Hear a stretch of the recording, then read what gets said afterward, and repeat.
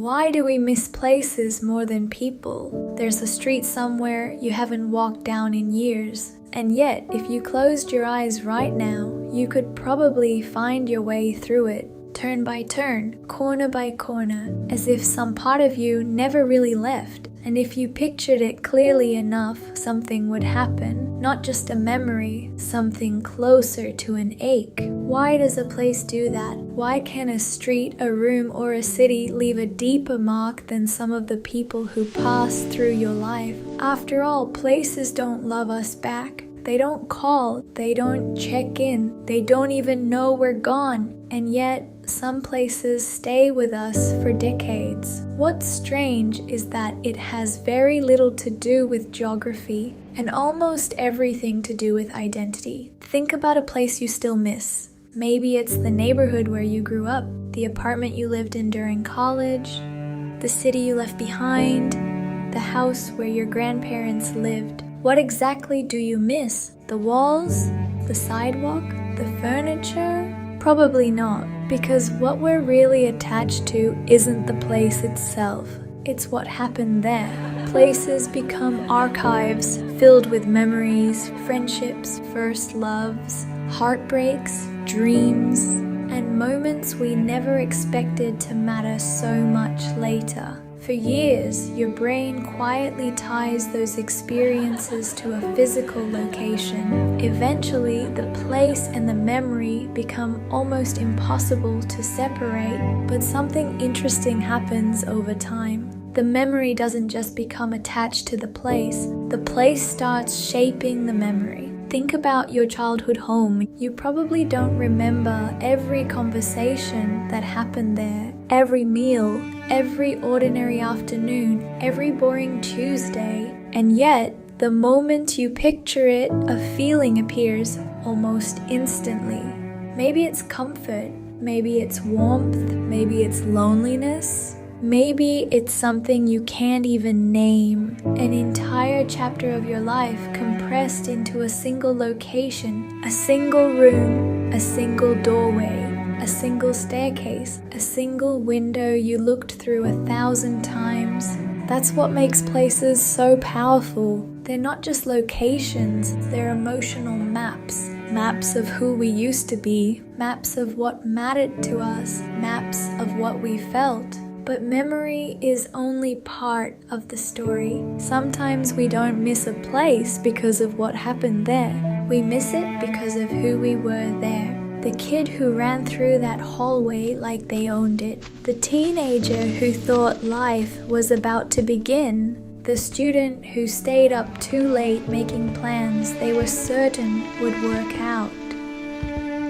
The version of you who hadn't yet learned what you know now. Those versions never completely disappear. They stay somewhere in our minds, and certain places become the only doorway back to them. Maybe the real question isn't why we miss places. Maybe the real question is, what part of ourselves did we leave behind there? That's why returning to an old place can feel so strange. You go back, you look around, everything seems smaller, different, almost unfamiliar. The place is still there, but the feeling isn't. Why? Because the place didn't create the feeling, you did.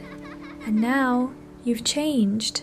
Which means sometimes the place isn't what's gone. The version of you that lived there is. And that's a difficult realization. Because no matter how familiar the street looks, you can't go back and become that person again. Time has already moved on, and so have you. There's another reason places stay with us longer than people do. People usually enter and leave our lives one at a time, but places witness entire chapters of them. Think about an old friend.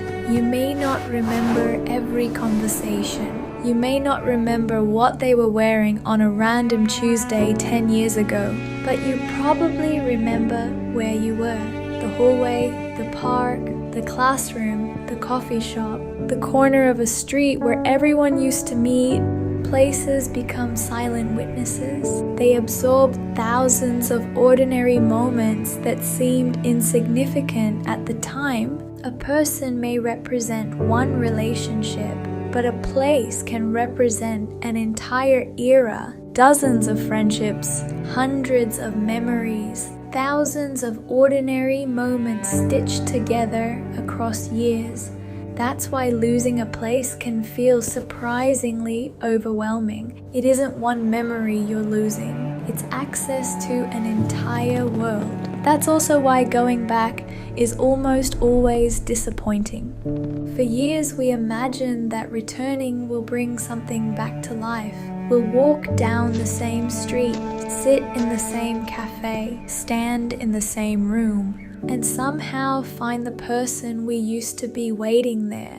But that's rarely what happens. Instead, we discover something unexpected. The place survived, the moment didn't. For years, we assume the place is what we're missing. Then we go back and realize it was never the place. It was the life that existed around it. And maybe that's what hurts. Not seeing what's changed, seeing what never came back. The building is still standing. The road is still there. The trees may look exactly the same, but the feeling is gone. Not because the place changed, because we did. And that's usually the moment we realize what we were actually missing. It was never the location, it was the life we were living there. That's why nostalgia can feel so confusing. We think we're missing a city, a house, a street. But often we're really missing a chapter. A period when things felt simpler, or more exciting, or more uncertain, or more alive. The place becomes a symbol, a shortcut to an entire version of ourselves that we can't access any other way. Maybe that's why we sometimes go back to places that no longer make us happy. Not because we enjoy being there, but because some part of us is searching for proof that the past was real, that the people were real, that those years actually happened, that we were real. Most of the time we don't find what we're looking for, and that's okay, because the purpose of those places was never to stay the same forever. Their purpose was to shape the person we'd eventually become. Every important place leaves something behind. Not in the walls, not in the buildings, not in the streets, in us. That's why even after we leave, part of that place keeps traveling with us. Maybe every meaningful place leaves a fingerprint, invisible but permanent, something we carry long after we've forgotten the details, long after we've forgotten the address, long after we've forgotten how to get there. And maybe that's why certain smells can bring a place back in an instant. The smell of rain on a familiar street, coffee from a small cafe, fresh cut grass during summer, a perfume someone used to wear. Suddenly, a place you haven't thought about in years comes rushing back, not as a memory, as an experience. For a few seconds, the distance disappears, the years disappear, and you're standing there again, seeing what you used to see, feeling what you used to feel, remembering things you thought were gone forever. Then the moment passes, and you're back, which somehow makes it feel even more precious. Because for just a second, you got to visit a life that no longer exists. And maybe that's why some places hurt more than goodbyes. A goodbye is about losing someone else. But losing a place can feel like losing part of yourself, a version of yourself that can't fully come back. Maybe that's why certain places never really leave us. Not because we keep returning to them, but because they keep returning to us. In a dream, in a photograph, in a familiar smell, in a memory that appears out of nowhere on an ordinary afternoon. And for a moment, you remember who you were, who you loved, what you hoped for, and everything that once seemed possible. So when we say we miss a place, maybe we're not missing the streets, or the walls, or the buildings. Maybe we're missing the person we were when we were there.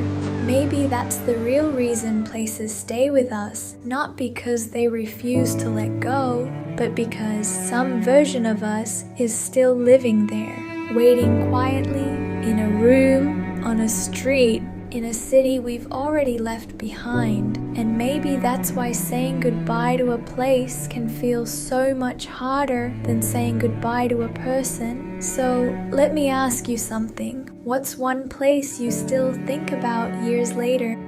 And if you went back today, would it still feel the same? Until next time, keep shifting your perspective. Subscribe for more MindShift.